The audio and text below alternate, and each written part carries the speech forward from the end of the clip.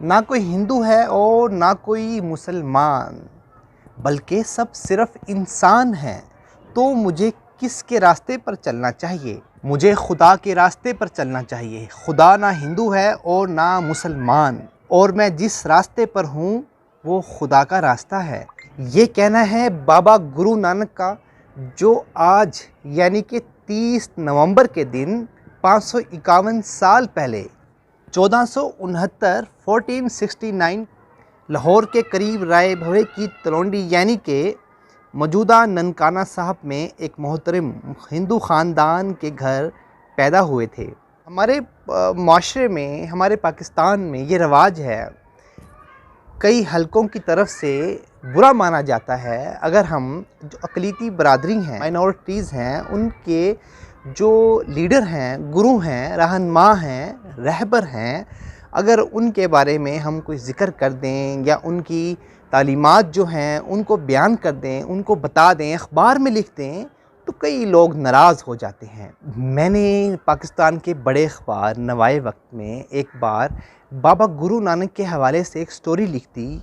उनके 22 सितंबर को जब उनकी वफ़ात का दिन था, तो उस पर बहुत ज़्यादा रद्द-ए-अमल आया, मनफ़ी रद्द-ए-अमल आया, नेगेटिव रद्द-ए-अमल आया। पहले तो ये छपना ही मुश्किल था और मुझे बहुत बुरा भला कहा गया। खैर, उस वक्त के जो प्रोफेशनल एडिटर थे उन्होंने इसको पब्लिश किया, और जब पब्लिश हुआ ये आर्टिकल तो मुझे बहुत बुरा भला कहा गया।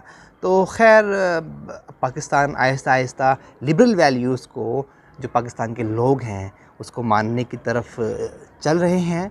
और उसके बाद आज देखिए कि जब गुरुद्वारा बना, तो उस आज हमारे माशरे में, पाकिस्तान में लोग कुछ ना कुछ ऐसा माहौल बन गया है कि बाबा गुरु नानक जी को, उनकी तालीमात को मानने लगे हैं और उनको, उनका एहतराम करने की तरफ माइल हो गए हैं। तो हम आपको बाबा गुरु नानक की तालीमात के हवाले से आज बताते हैं, और ये बताते हैं कि एक ऐसी कौन सी वजह बनी कि एक मुअज़्ज़ज़ हिंदू ख़ानदान के घर पैदा होने वाले गुरु नानक आखिरकार किस तरह से एक नए सिख मत के बानी बन गए।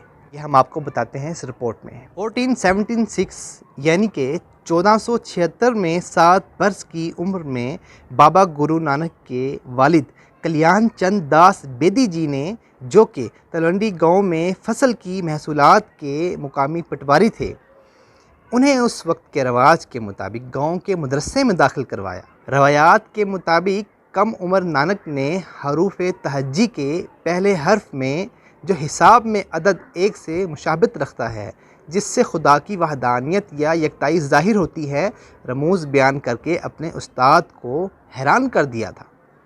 7 वर्ष की उम्र के करीब अपने उस्ताद को हैरान करने वाले बाबा गुरु नानक को खुद से 5 साल बड़ी अपनी बहन बीबी नानकी जी से शदीद लगाव हो गया था। नानकी जी जब अपनी शादी के बाद सुल्तानपुर सुधार गईं, वो भी अपनी बहन और बहनोई के साथ रहने के लिए सुल्तानपुर जा पहुँचे। तकरीबन 16 साल की उम्र में बाबा नानक ने दौलत खान लोधी के मातहत काम करना शुरू किया। पुरातन जन्म सिखी के मुताबिक कि बाबा नानक की तश्कील का मरहला था। उनके भजनों में सरकारी ढांचे से मुतल्लिक जो हवाले मिलते हैं, गालिब अंदाज़ा यही है कि उनका इल्म इसी अरसे में हासिल किया गया था।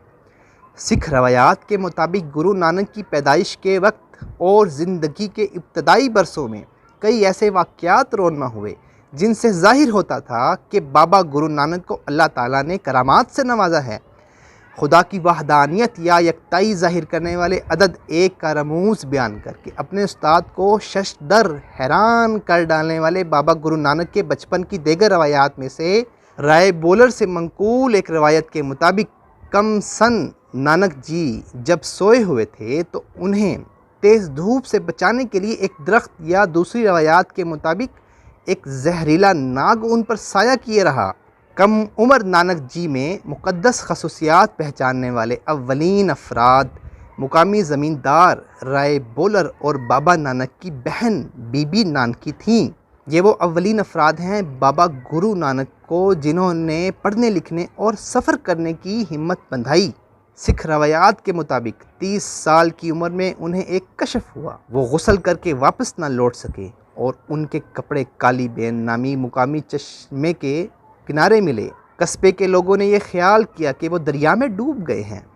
दौलत खान ने अपने सिपाहियों की मदद से दरिया को छान मारा, मगर उनका नामो निशान ना मिला। गुमशुदगी के 3 दिन बाद नानक दोबारा ज़ाहिर हुए, मगर खामोशी इख्तियार किए रखी। जिस दिन वो बोले तो उन्होंने ये ऐलान किया, ना कोई हिंदू है और ना कोई मुसलमान है, बल्कि सब सिर्फ इंसान हैं। तो मुझे किसके रास्ते पर चलना चाहिए? मुझे खुदा के रास्ते पर चलना चाहिए। खुदा ना हिंदू है और ना मुसलमान, और मैं जिस रास्ते पर हूँ वो खुदा का रास्ता है। बाबा गुरु नानक ने कहा कि उन्हें खुदा की बारगाह में ले जाया गया था। वहाँ उन्हें अमृत से भरा एक प्याला दिया गया और हुक्म मिला कि ये नाम खुदा की अकीदत का प्याला है, इसे पी लो। मैं तुम्हारे साथ हूँ, मेरी तुम पर रहमत है और मैं तुम्हें बढ़ाता हूँ। जो तुम्हें याद रखेगा वो मेरे एहसानात से लुत्फ़ अंदोज़ होगा। जाओ, मेरे नाम की खुशी मनाओ और दूसरों को भी इसकी तबलीग करो। मैंने अपने नाम की अनायात से तुम्हें नवाजा है, उसे ही अपनी मसरूफियत बनाओ। इस वाक़े के बाद से बाबा गुरु नानक को अतालीक यानी कि उस्ताद गुरु कहा गया, और यही वाक़या सिख मत के जन्म की बुनियाद बना।